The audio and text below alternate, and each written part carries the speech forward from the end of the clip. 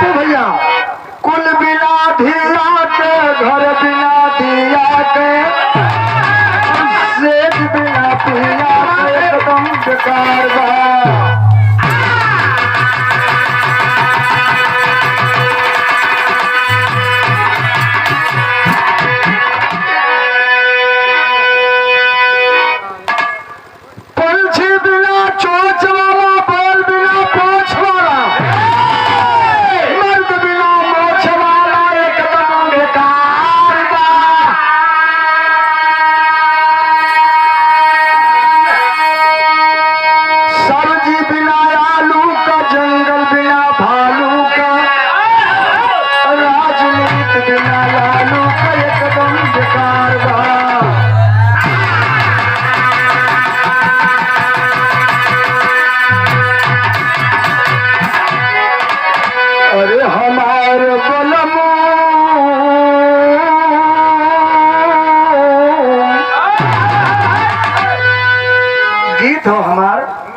कोनो दुल्ही के मरद 2-3 साल के बाद प्रदेश से आए साहब भैया, अब वो मेहरारू के मन एकदम खुशहाली में गुम्बारा भइल बा।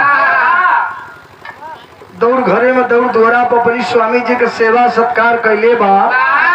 भोजन वोजन खेवलस खाए के जब ओकर मर्द खलियाल कहते ऐसे वो करिए हमार बेग दे दे तो मेहरारू कहता कतो जाबे का कहा बहुत जरूरी एक मित्र की हवा कहा जा स्वामी लेके समझाला जरूर चलाया घरे। परदेसी किसी कारणवश नहीं आ पाया। बिहार से जब औला चारपाई पे बैठ गई ना दुल्ही एक लोटा पानी बगल में रख के देखा कितना बड़ा दर्द से कह रही है अरे हमारे बलमू हमारे बलमू अरे रात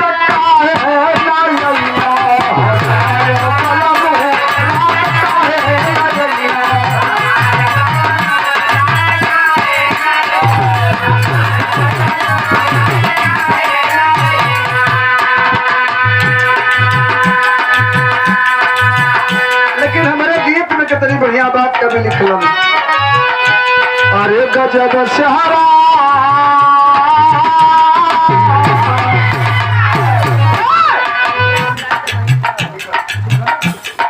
गजब सहारा दुल्हा के सुहाना गजब सहारा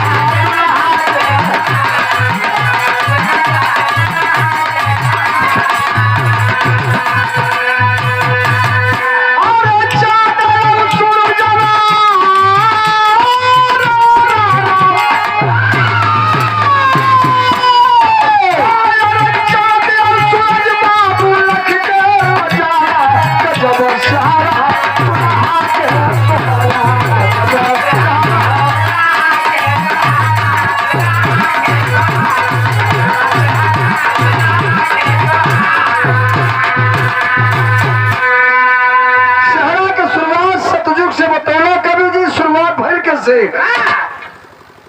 शिव जी के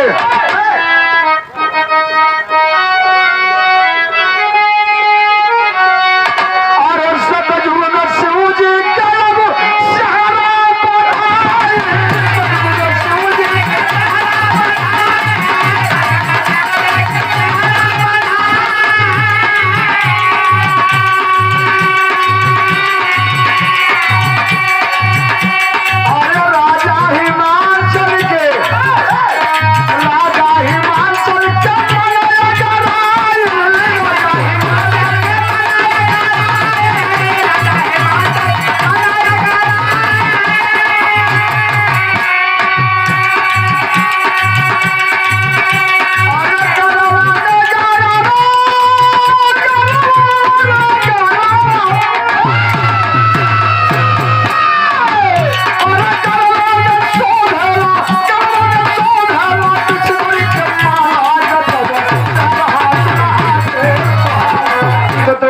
सतयुग में भगवान भोलेनाथ से सहरा का शुरुआत भई।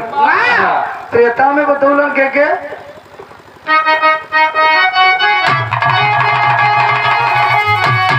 त्रेता में रघुबर जी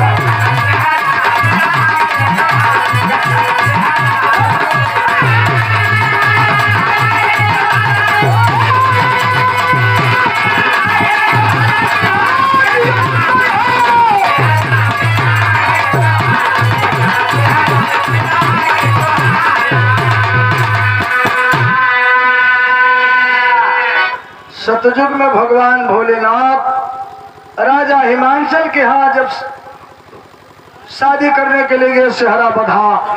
त्रेता में भगवान राम भगवान तो नहीं थे, ग्रंथ नहीं कहता है, कर्म अच्छा था, भागवत का पद पाए, उनके भगवान की उपाधि मिल गई। इसीलिए रामचरितमानस में मोटे हेडिंग में ऊपर लिखा गया है कि रामचरित्र मानस, मतलब कि राम के चरित्र के समान आप भी मनुष्य बन जाओ। रही बात द्वापर की,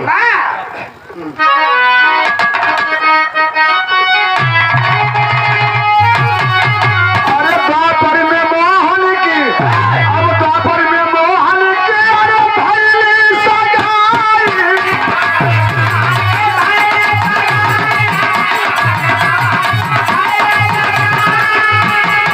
द्वापर में मोहन की अब भैली सगाई। राधिका का प्यार नहीं, अरे राधिका का प्यार नहीं, इसका घुलाई।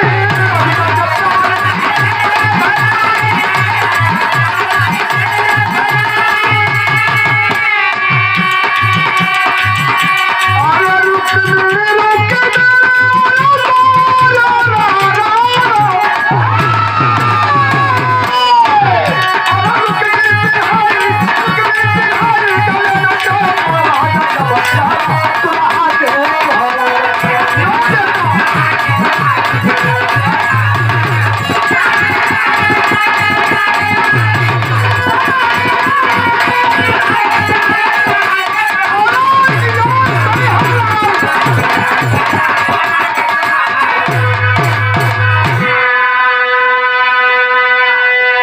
प्रमाण मिला द्वापर में भगवान कन्हैया द्वारा।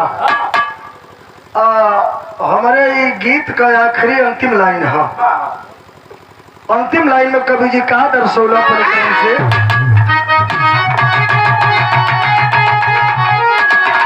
जय जखार जद्दू जी, जय जखार जद्दू जी, अरे खुश हो गई और कलयुग में दुल्हा के सेहरा बंधाई।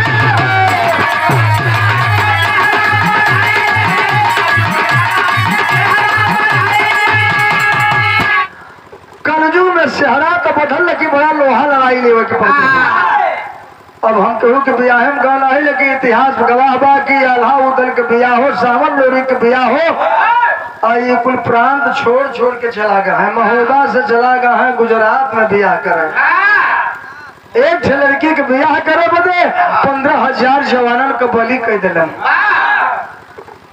अच्छा शायद अब वो जुग रहा होते समझता हम 2 आदमी बियाह ना होते, एक तो हमारे एक ढोलक किया ये बता कि कोनो डांट देते तो खुद हम मर जाए। अब मास्टर हमें 2-3 ढकल लेते हैं, शरीर से मजबूत हो,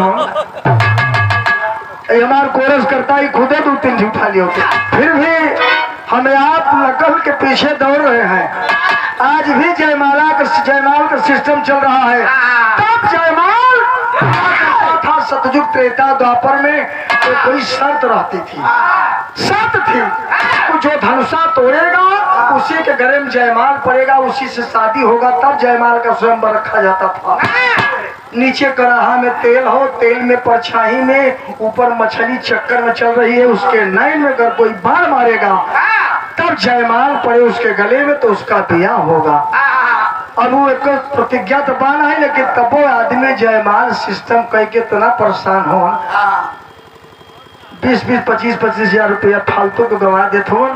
कतो तो लड़की वाली सिहाई जाते जयमाल सिस्टम अगर नहीं बा, बेचारा लड़की वाला ना कहे बा, तो न खाता है बा, न तांदने में जाता है बा। 500 आदमी के बीच में मुँह खोल के बैठी बा, तोहरे घरे घर मोहना तोपे से तुम्हारे आत्मा बदल जाएगी, तो बड़ी खराब हो, हमारे कुल मर्यादा बिगाड़ देत बा। 500 आदमी के बीच में मर्यादा खुदे तो बिगाड़ देला होकर। एक से गलती नहीं होती है, इसलिए कहा गया